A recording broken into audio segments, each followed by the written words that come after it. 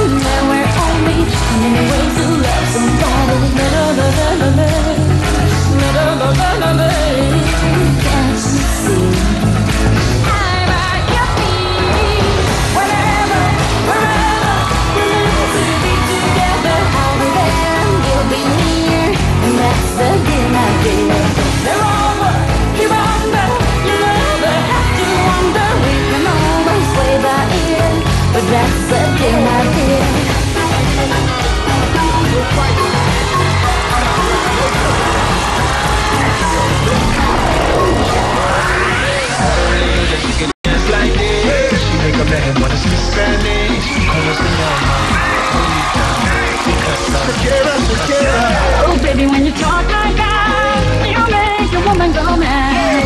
So be wise and keep on reading the signs of my body. Oh, baby, when you talk like that, you make a woman go mad. So be wise and keep on reading the signs of my body.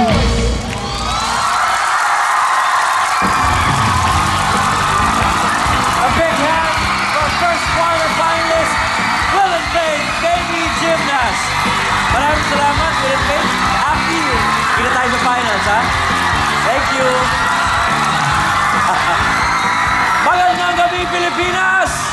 Isa na namang special Sunday night ang inyong mapapanood dito sa pinakamalawak na talent show ng bayan, ang...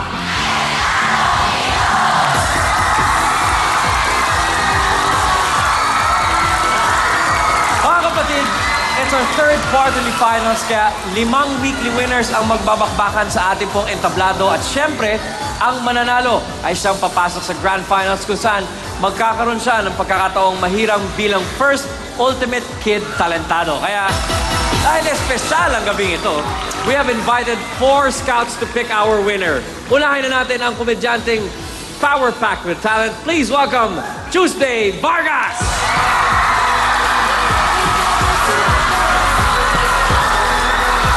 Nandito rin ang tinaguriang pambansang kapitana. We're glad to have her back, Chang Ami Perez.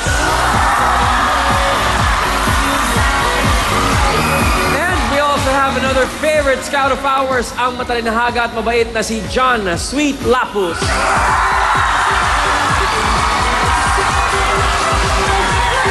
And finally, ang walang kupas sa ganda, please welcome our favorite Congresswoman, Miss Lucy Torres Gomez.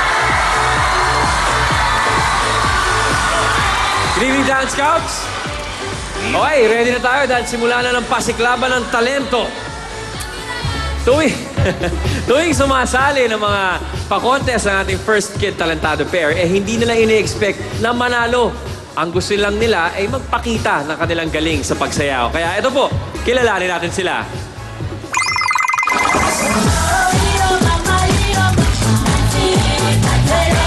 Congratulations!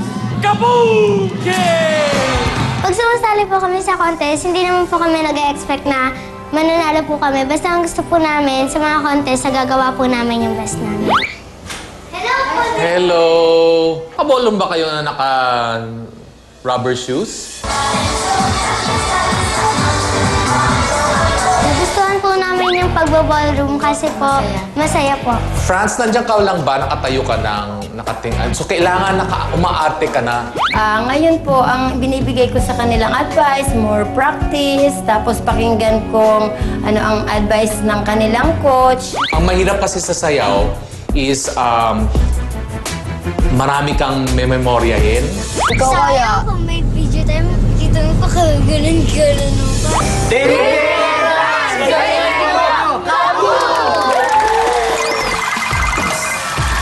Pairing up for a distinct display of dance, folks, get ready for the Kaboom Kids! Lollipop, lollipop, lolly, lolly, lolly, lollipop, lollipop, lolly, lolly, lolly, lollipop.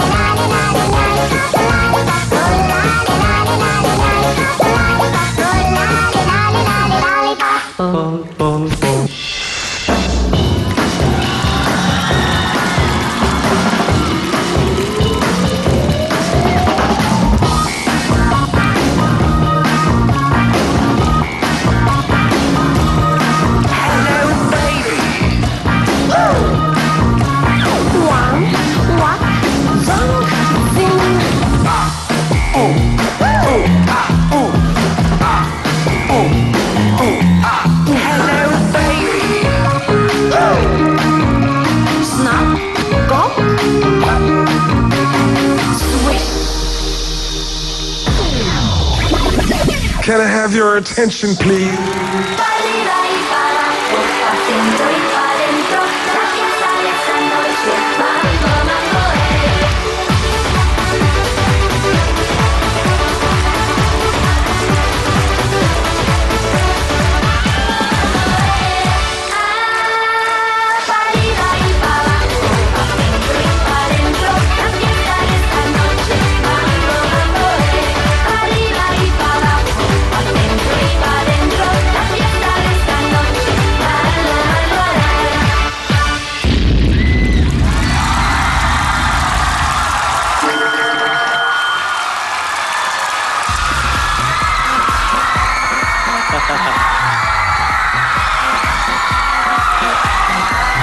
Magandang gabi, Kaboom Kids!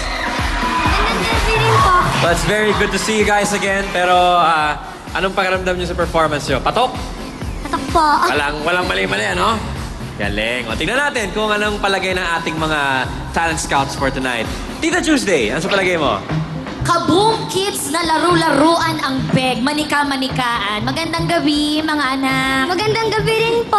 Ayan, so gusto ko muna sabihin, ang cute-cute niyong tignan kasi ang ganda ng styling, tas lagi lang kayo nakangiti habang sumasayaw kayo. Nag-enjoy ba kayo? Opo, enjoy na enjoy. Anong pakiramdam kapag sumasayaw sa entablado sa harap ng maraming tao? Ano yung nararamdaman niyo? Parang ang saya po kasi nagpapahayag po namin yung talent namin sa buong mundo. Ikaw, Franz, ano nararamdaman mo?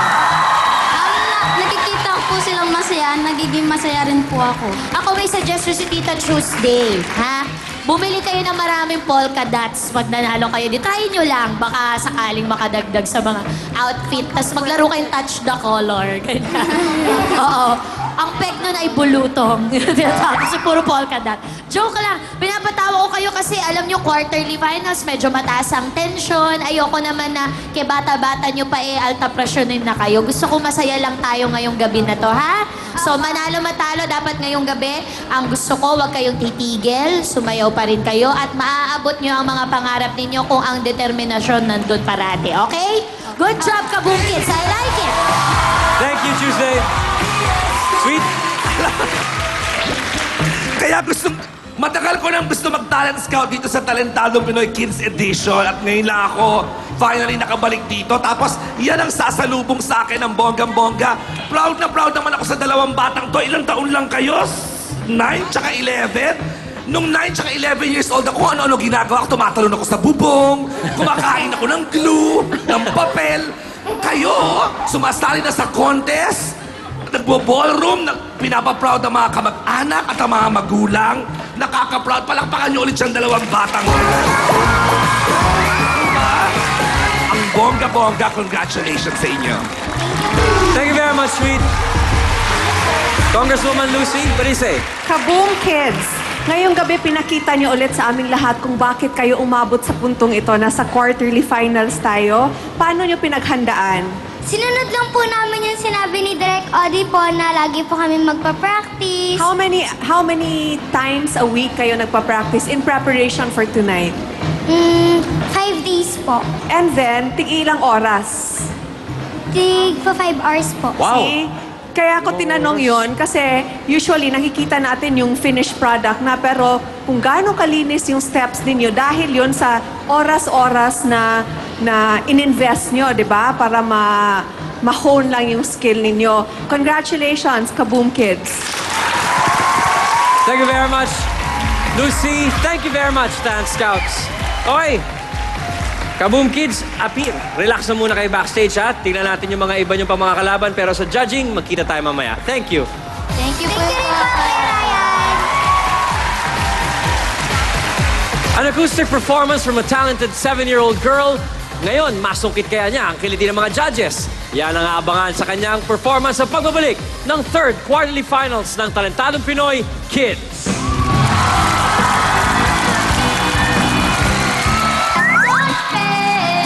Lahat ng mga pangarap ko na sana ganun ako nung bata, nasa iyo, wala sa akin. At ang ating virtuoso, baka di makapag-compete. Nako, hindi mo talaga siya mapapag-violin. Okay. Alamin sa pagpapatuloy ng Talentadong Pinoy